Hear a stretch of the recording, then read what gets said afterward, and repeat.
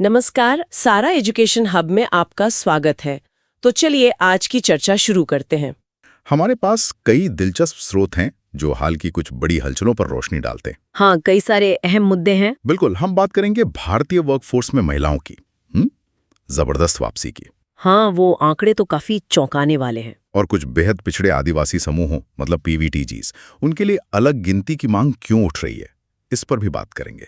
जरूरी मुद्दा है ये। फिर देखेंगे कि कैसे सरकारों का इकोनॉमी में रोल बदल रहा है, जंगलों पर समुदाय के अधिकार क्या हैं। और बोलने की आजादी पर कोर्ट का क्या नजरिया है वो भी। हाँ, साथ ही दुनिया में खाने की कमी, जानवरों के इलाज में कुछ नई गाइडलाइंस, अंतर्राष्ट्रीय रिश्ते, कुछ खास किस्म के चुंबक और हमारी अपनी इम्यूनिटी से जुड़ी बातें भी हैं। छोटी मगर काम की बातें। मकसद यह है कि इन सारे स्रोतों से सबसे जरूरी बातें और क्या कहते हैं अनोखे पहलू निकालकर सामने रखें, ताकि मुद्दे और उनके असर को आसानी से समझा जा सके। बिल्कुल। तो चलिए शुरू करते हैं। शुरुआत करते हैं एक ऐसे ट्रेंड से जिसने मतलब सबको चौंका दिया है।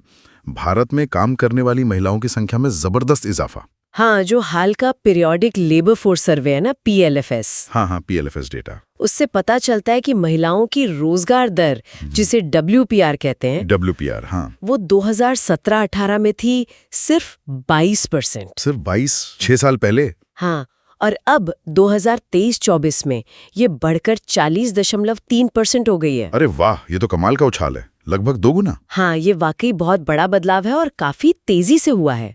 और इसी दौरान बेरोजगारी दर भी घटी है महिलाओं के लिए। अच्छा, कितनी? 5.6% से घटकर 3.2% रह गई है।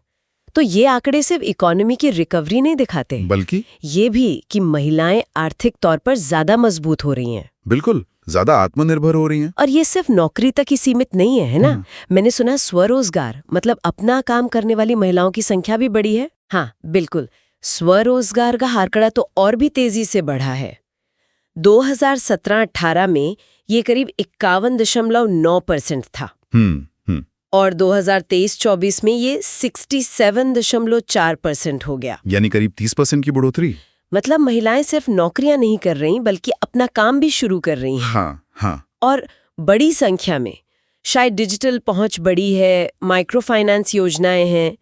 और एक और दिलचस्प बात, क्या? जो DPIIT में रजिस्टर्ड स्टार्टअप्स है ना, उनमें से करीब आधे स्टार्टअप्स में कम से कम एक महिला डायरेक्टर है। अच्छा, ये तो बढ़िया है। और इसमें सरकारी योजनाओं का भी हाथ रहा होगा। निश्चित रूप से।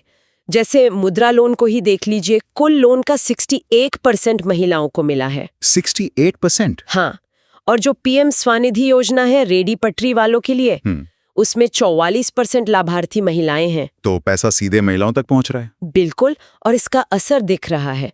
महिला नेतृत्व वाले जो MSMEs हैं, छोटे बड़े उद्योग, हाँ, वो 2010-11 में करीब 1 करोड़ थे, अब 1.92 करोड़ हो गए हैं और इनसे 89 लाख से ज्यादा नौकरियां पैदा हुई हैं। वाह। ये सब उस सोच को दिखाता है जिसे अब महिला नीत विकास कहा जा रहा है। महिला नीत विकास मतलब महिलाएं सिर्फ योजनाओं का लाभ नहीं ले रही, बल्कि वो खुद लीडर बन रही हैं, फैसले ले रही हैं, इनोवेशन कर रही हैं, विकास की प्रक्रिया को लीड कर रही हैं। समझ गया। और सरकार का फोकस भी बदला है।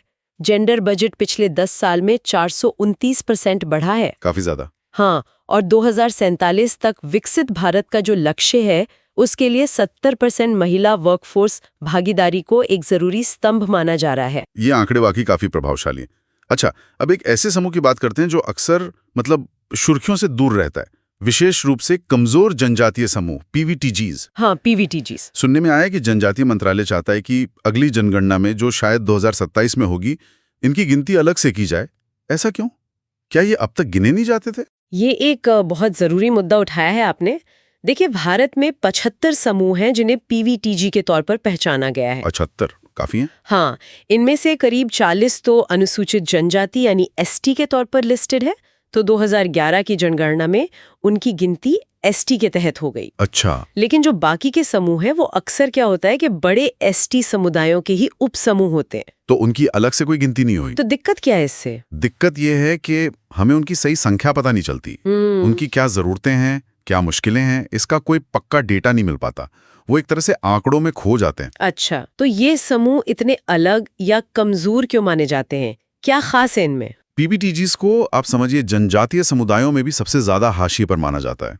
इन्हें 1960 के दशक में ढेबर आयोग ने पहली बार पहचाना था। ढेबर आयोग ने अच्छा। इनकी पहचान के कुछ पैमाने तय किए गए थे, जैसे वो खेती के बहुत पुराने तरीके इस्तेमाल करते हैं, प्री एग्रीकल्चरल लेवल की टेक्नोलॉजी, पढ़ाई लिखाई का स्तर बहुत कम होता है और आर्थिक रूप से काफी पिछड़े होते हैं। ये आज 18 राज्यों और अंडमान निकोबार द्वीप समूह में फैले हुए हैं। और इनकी आबादी कितनी होगी अंदाजन? एक हालिया सर्वे में इनकी आबादी करीब 45.5 लाख आंकी गई है। सबसे ज्यादा मध्य प्रदेश में है, फिर महाराष्ट्र और आंध्र प्रदेश में। 45.5 लाख ठीक ठाक संख्या है। हाँ, अब देखिए, अगर सरकार को PMJMN जैसी योजनाएं बनानी है, हाँ, प्रधानमंत्री जनजाति आदिवासी न्याय महाअभियान, बिल्कुल, हाँ, ये योजना खास तौर पर इन्हीं PVTGs के लिए है। 200 से ज्यादा जिलों में उनके सामाजिक आर्थिक हालात सुधारने का लक्ष्य है। तो उसके लिए डेटा चाहिए। एग्जैक्टली, सटीक डेटा होना बहुत जरूरी है। तभी तो पता चलेगा कि किस इलाके में किस समुदाय को किस तरह की मदद की जरूरत है। इसीलिए ये अलग गिनती की मांग उठी है। समझ गया।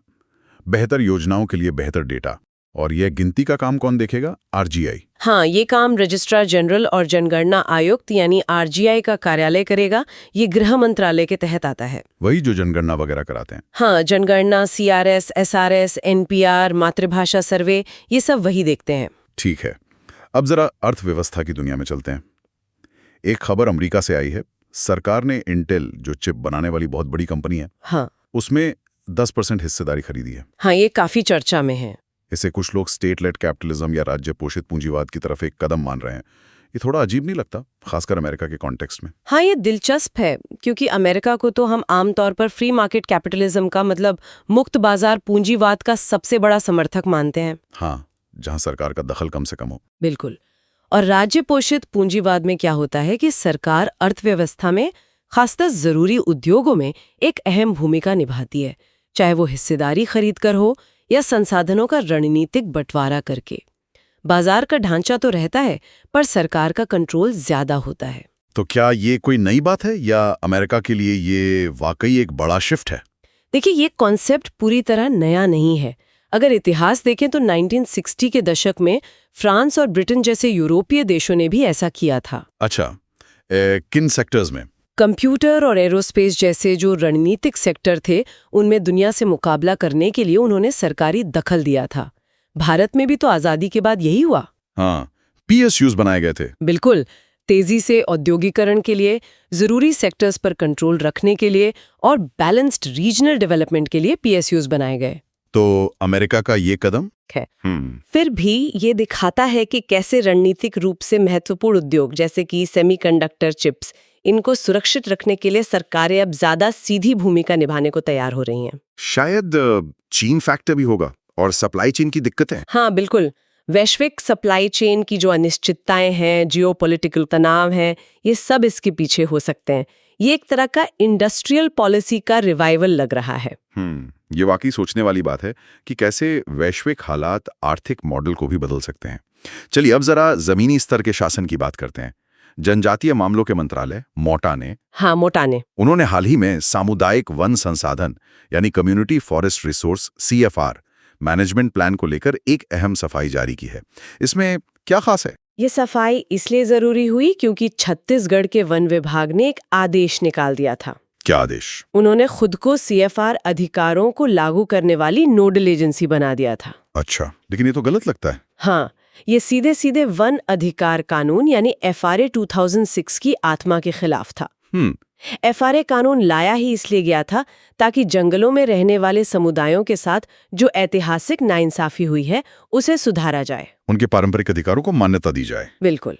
और इसमें उनके आसपास के जंगल के प्रबंधन का अधिकार, जिसे CFR कहते हैं, वो भी शामिल है। तो मोटा ने क्या कहा है? अधिकार असल में है किसका? मोटा ने एकदम साफ कर दिया है कि FRA के तहत community forest resource management plan CFRMP बनाने का अकेला अधिकार CFR ग्राम सभाओं का है। ग्राम सभाओं का? हाँ, जो अपनी मैनेजमेंट कमिटियों के जरिए काम करती हैं। ये बहुत महत्वपूर्ण है। ये सत्ता को ऊपर से नीचे लाने की बजाय नीचे से ऊपर ले जाता है। मतलब जंगल का मैनेजमेंट कैसे हो, ये फैसला वही समुदाय करेगा जो वहां रहता है। एग्जैक्टली। न कि कोई सरकारी विभाग। और इसका एक और पहलू ये है कि जब ये प्लान बनते हैं तो हाशिए पर रहने वाले समूहों जैसे महिलाओं और आदिवासी युवाओं को भी शामिल किया जाता है। तो इससे सामाजिक बराबरी भी बढ़ती है। हाँ, और ये प्लान हर जगह की अपनी खास ज़रूरतों, वहाँ के पर्यावरण, संस्कृति, इन सब के हिसाब से बनाए जाने चाहिए। ये मॉडल दिखाता है कि ग्राम सभाएं ही टिकाऊ जंगल प्रबंधन और स्थानीय आजीविका दोनों के संरक्षक हैं। और सरकार इसमें कैसे मदद कर रही है? इस काम में मदद के लिए केंद्र सरकार ने 2023 में एक अभियान भी शुरू किया था, धरती आबा जनजातीय ग्राम उत्कर्ष अभियान। अच्छा, इससे राज्य सरकारें ग्राम सभाओं की मदद के लिए एनजीओज वगैरह को जोड़ सकती हैं, उनकी कैपेसिटी बिल्डिंग कर सकती हैं। तो ये असल में अधिकारों को जमीनी हकीकत बनाने की कोशिश है। अच्छा, अधिकारों की बात चल रही है तो एक और अहम मुद्दे पर आते हैं, अभिव्यक्ति की स्वतंत्रता। हाँ, फ्रीडम ऑफ स्पीच। हाल ही में सुप्रीम कोर्ट ने इस पर कुछ जरूरी टिप्पणियां की हैं। हाँ, मामला कुछ सोशल मीडिया कॉमेडियन से जुड़ा था। हाँ, उन पर आरोप था कि उन्होंने विकलांग व्यक्तियों का मजाक उड़ाकर अपनी बोलने की आज़ादी का गलत इस्तेमाल किया। तो कोर्ट ने क्या कहा इस पर? कोर्ट ने एक बहुत जरूरी बात साफ की कि संविधान का अनुच्छेद 19(1)(a) हमें बोलने और अभिव्यक्ति की आज़ादी तो देता है, लेकिन ये आज़ादी अनलिमिटेड नहीं है। हाँ, उस पर कुछ पाबंदियां हैं। बिल्कुल।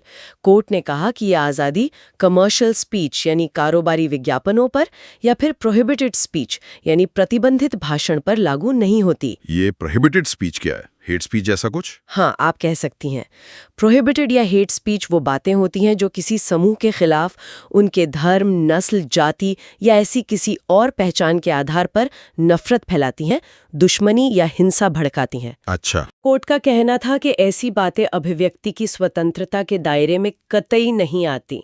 कोर्ट ने खासकर उन इन्फ्लुएंसर्स की जिम्मेदारी पर जोर दिया जिनके लाखों फॉलोअर्स होते हैं। हाँ, उनकी पहुंच बहुत ज्यादा होती है। बिल्कुल। तो कोर्ट ने कहा कि जिनकी पहुंच ज्यादा है उनकी जिम्मेदारी भी ज्यादा है।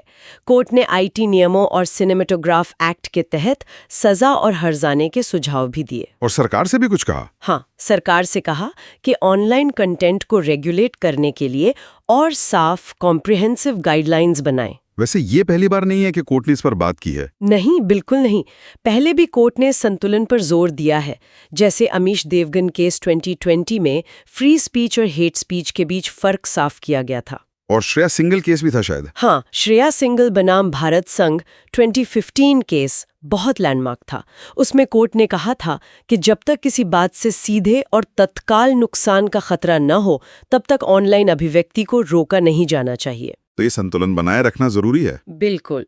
भारत में आईटी एक्ट की धारा 69A सरकार को कंटेंट ब्लॉक करने का अधिकार देती है और सिनेमेटोग्राफ एक्ट भी आपत्तिजनक सामग्री को रोकता है। तो ये संतुलन बनाने की कोशिश लगातार चलती रहती है। यानी आजादी और जिम्मेदारी दोनों साथ साथ। चलिए, आप कुछ और जरूरी मगर संक्षिप्त अपडेट्स देख लेते हैं। पहली खबर वर्ल्ड फूड प्रोग्राम WFP से जुड़ी है। हाँ, WFP। भारत सरकार और WFP ने मिलकर दुनिया भर में भुखमरी से लड़ने के लिए सहयोग करने का ऐलान किया है। हाँ, ये अच्छी खबर है। WFP दुनिया की सबसे बड़ी मानवीय संस्था है। आपात स्थितियों में लोगों की जान बचाती है और खाद्य सुरक्षा के जरिए शांति और स्थिरता लाने का काम करती है। कितने देशों में काम करती है? 120 से ज्यादा देशों में सक्रिय है। भारत भी उनमें शामिल है। 2020 में इन्हें नोबेल शांति पुरस्कार भी मिला था। अच्छा, तो भारत का उनके साथ सहयोग करना वैश्विक खाद्य सुरक्षा के लिहाज से काफी अहम है। बिल्कुल। अगली खबर पशुओं के स्वास्थ्य से जुड़ी है। पशुपालन और डेयरी विभाग DAHD ने जानवरों में खून चढ़ाने मतलब ब्लड ट्रांसफ्यूजन को लेकर राष्ट्रीय गाइडलाइंस जारी की है। ये क्यों जरूरी था? ये बहुत जरूरी कदम है। जैसे इंसानों में होता है, वैसे ही जानवरों को भी कई बार खून चढ़ाने की जरूरत पड़ती है। जैसे कोई चोट लग जाए, गंभीर अनीमिया हो जाए, सर्जरी में खून बह जाए या कुछ बीमारियां हों। ये गाइडलाइन सुनिश्चित करेंगी कि ये पूरी प्रक्रिया सुरक्षित हो, नैतिक हो और वैज्ञानिक तरीके से हो। इसमें क्या-क्या बताया गया है? इसमें सब कुछ है।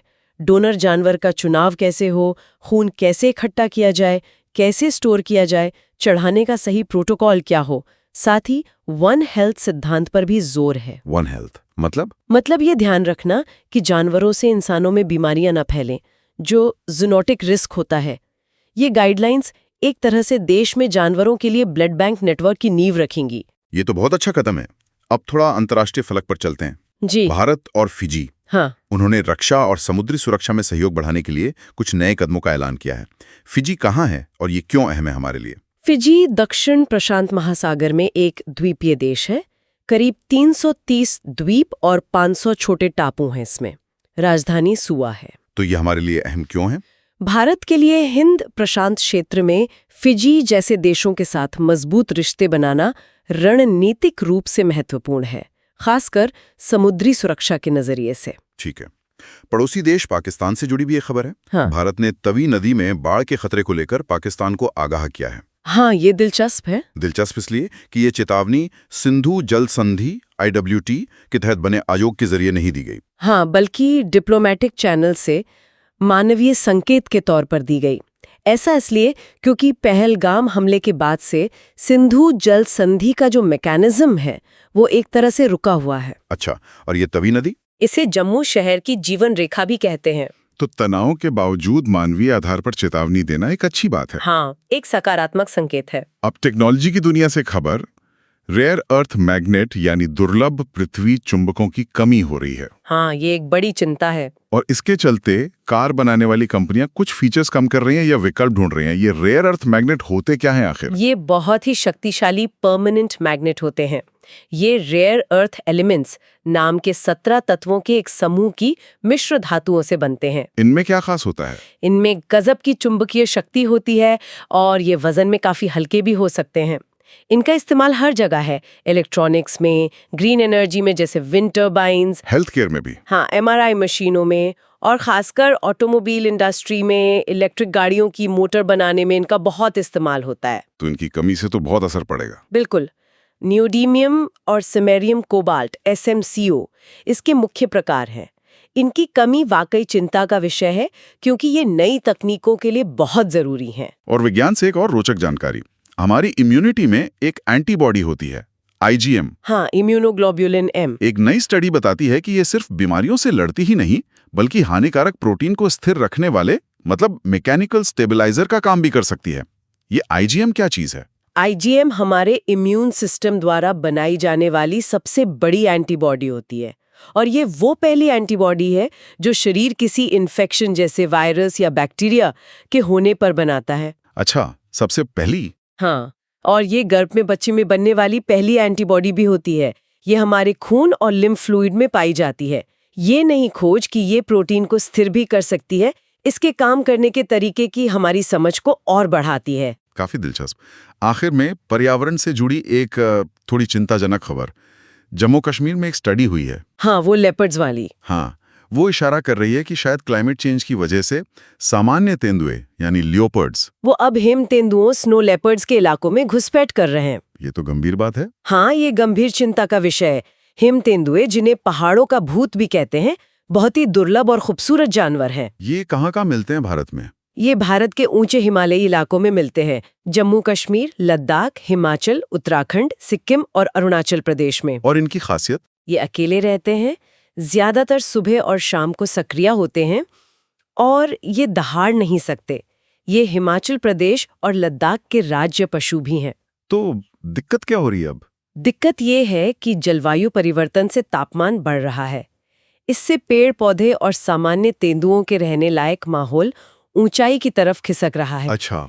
इससे वो इलाके सिकुड़ रहे हैं जो पहले सिर्फ हिम तेंदुओं के थे, ठंडे और ऊंचे इलाके। नतीजा ये हो रहा है कि सामान्य तेंदुए अब उनके हैबिटेट में जा रहे हैं। तो इससे संघर्ष बढ़ेगा? हाँ, दोनों के बीच खाने और जगह के लिए संघर्ष बढ़ सकता है और इससे हिम तेंदुओं का अस्तित्व और भी ज्यादा खतरे में पड़ सकता है। इनका संरक्षण बहुत जरूरी है। इनका संरक्षण स्टेटस क्या है? IUCN की रेड लिस्ट में ये वल्नरेबल यानी असुरक्षित हैं। साइटेस के अपेंडिक्स I में है और भारत के वाइल्ड लाइफ प्रोटेक्शन एक्ट 1972 की अनुसूची I और 4 में शामिल हैं। मतलब इन्हें सर्वोच्च कानूनी सुरक्षा प्राप्त है। तो आज हमने कई अहम मुद्दों पर बात की, महिलाओं के बदलती आर्थिक भूमिका से लेकर PNVTG समूहों के लिए डेटा की अहमियत, अर्थव्यवस्था में सरकार का बदलता रोल, जंगल पर समुदाय के अधिकार, बोलने की आजादी की सीमाएं, और फिर दुनिया भर से विज्ञान, पर्यावरण और अंतर्राष्ट्रीय रिश्तों से जुड़ी कई झलकियां भी देखी। इन सबको एक साथ देखें तो एक पैटर्न सा दिखता है ना? हाँ, बिल्कुल। साफ पता चलता है कि कैसे अलग-अलग चीजें, पॉलिसी, डेटा, अधिकार, विकास, ये सब आपस में जुड़ी हुई हैं, चाहे वो अर्थव्यवस्था हो, समाज हो या पर्यावरण। और एक थीम जो बार बार आ रही है वो है समावेश की। सही कहा, समावेश पर जोर, चाहे वो महिलाओं की भागीदारी हो, पीवीटीजी का डेटा हो या जंगल प्रबंधन में समुदाय की भूमिका, हर जगह जमीनी स्तर पर काम करने और सभी को साथ लेकर चलने की बात हो रही है। और वैश्विक सहयोग भी जरूरी है, जैसे WFP के साथ भारत का गठजोड़ा। हाँ, और वैज्ञानिक खोजें भी, जैसे IgM एंटीबॉडी की नई भूमिका या रेयर अर्थ मैग्नेट का महत्व, ये सब मिलकर तस्वीर बनाते हैं और जाते जाते सोचने के लिए एक सवाल छोड़ जाते हैं। जिस तरह जलवायु परिवर्तन इकोसिस्टम की सीमाएं बदल रहा है, जैसा हमने हिम तेंदुए और सामान्य तेंदुए के मामले में देखा, ये भविष्य में हमारे समाज के ताने बाने को, हमारी रोजी रोटी कमाने के तरीकों को और यहाँ तक कि हमारे शासन के मॉडल को और किन अनजाने अनसोचे तरीकों से प्रभावित कर सकता है। ये वाकई एक गहरा सवाल है जिस पर सोचना जरूरी है। अगर आज की चर्चा आपको पसंद आई हो तो वीडियो को लाइक, शेयर और सब्सक्राइब करना ना भूलें। शुक्रिया।